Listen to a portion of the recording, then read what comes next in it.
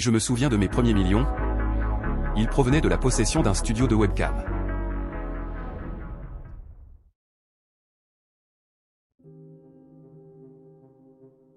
Comment avez-vous gagné votre premier million? Bonne question. J'en ai déjà parlé. C'était une stratégie peu orthodoxe. J'en ai parlé longuement, je ne vais donc pas tout raconter car c'est trop long. Mais j'ai identifié une lacune. J'ai identifié un marché. J'ai abordé le scénario de cette situation de manière extrêmement professionnelle. J'ai travaillé exceptionnellement dur, et je me souviens de mes premiers millions.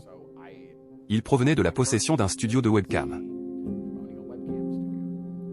J'ai donc vu une petite publicité dans le coin d'une page web disant « Parlez à des filles en direct maintenant ». Je n'ai jamais été un gars du porno. Je ne suis pas intéressé par cette merde. Je connais quelques filles qui ont besoin d'argent. Et boum, j'ai mis en place cet appareil, extrêmement professionnel.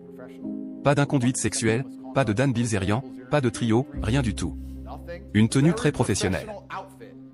Et j'ai utilisé toutes mes connaissances en affaires, toutes mes connaissances de la vie, je les ai appliquées. Je travaillais 22 heures par jour, je dirais. Je suis arrivé au point où j'étais tellement fatigué. Mais je disais, vous savez quoi, donnez-moi 20 minutes et si je pouvais entendre l'alarme sonner, je me levais. Parfois je dormais proprement et je dormais 1 heure ou 2. J'ai attendu pendant des mois, et j'ai bâti un empire. J'ai bâti un empire incroyablement grand à un moment donné. Mais je suis complètement sorti de ce business maintenant. Vous l'avez vendu? Je ne l'ai pas vendu. J'ai juste tout fermé. Je suis passé à autre chose. J'ai commencé à gagner beaucoup d'argent et j'ai trouvé d'autres opportunités. Mais comment ai-je eu cette opportunité? Eh bien, la perspicacité. La première chose que j'ai dite si vous souvenez c'était, soyez attentifs. Moi, j'ai prêté attention. J'ai regardé la fille. Je vous ai donné l'exemple du café. Voilà, c'est ce que j'ai fait. J'ai cliqué sur cette publicité. J'ai vu la fille assise là. Elle était misérable, en attendant le client. J'ai pensé que personne n'allait rien faire avec une gare si malheureuse.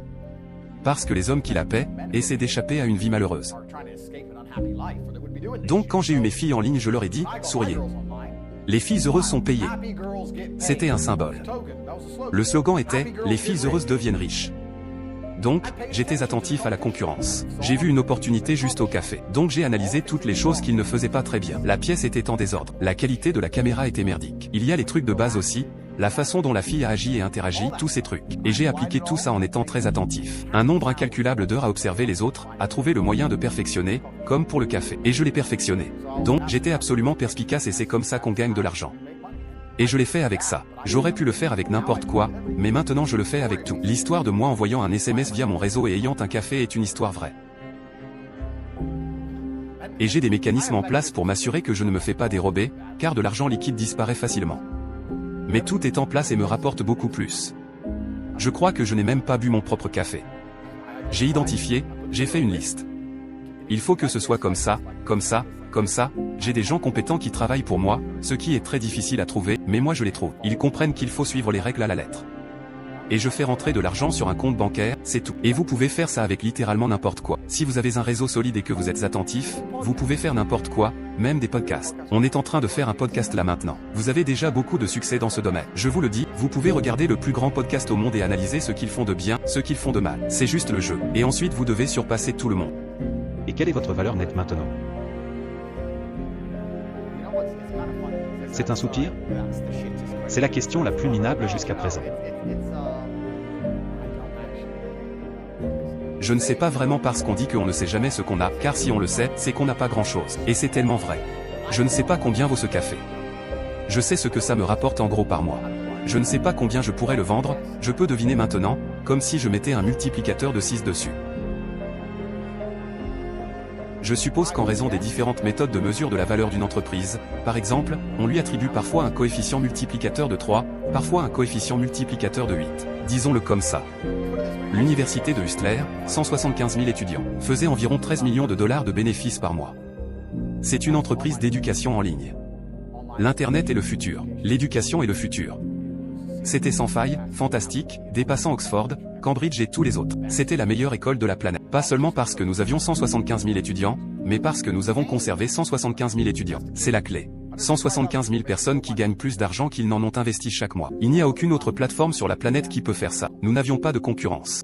Aucune autre plateforme d'enseignement numérique en ligne ne s'en approchait même de 1%. Nous étions la plus grande plateforme d'enseignement numérique en ligne de la planète. Et tout le monde veut gagner de l'argent, donc tout le monde veut s'inscrire, hommes, femmes, pays riches, pays pauvres. C'est 13 millions de dollars par mois que nous faisions. Donc en fonction de votre estimation, je peux m'asseoir ici et dire que je vaux 200 millions de dollars. Ou 1 milliard de dollars. Je pourrais être un milliardaire avec la valeur nette des choses que je possède. Les choses qui sont sous mon contrôle. Ça dépend de comment on veut l'analyser. La raison pour laquelle je passe à côté est que je n'en ai aucune idée. Combien d'argent je vaux? Je ne sais pas. Je sais juste que si je veux quelque chose, je l'ai. Je sais que le monde est libre. Maintenant, je suis à un point où le prix des choses ne m'intéresse pas. La seule façon d'expliquer que je suis ridiculement riche est que tout est complètement gratuit. Donc si vous voulez quelque chose, même 1%, même si vous voulez quelque chose un peu, le coût est de 0% de considération. Donc, j'ai 30 voitures, j'ai essayé de m'arrêter à 10, mais les propriétaires de voitures savent que je ne résisterai pas.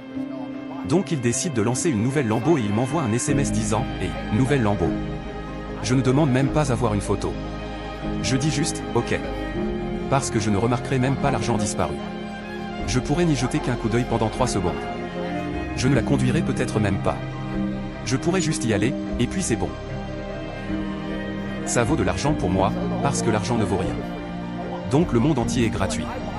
Si je veux un café, c'est comme si j'achetais, et faisais les choses de la même manière qu'une personne normale. Je n'ai pas la moindre idée de ce que je vaux. C'est la réponse. Je ne sais pas. Je sais juste que je peux avoir tout ce que je veux.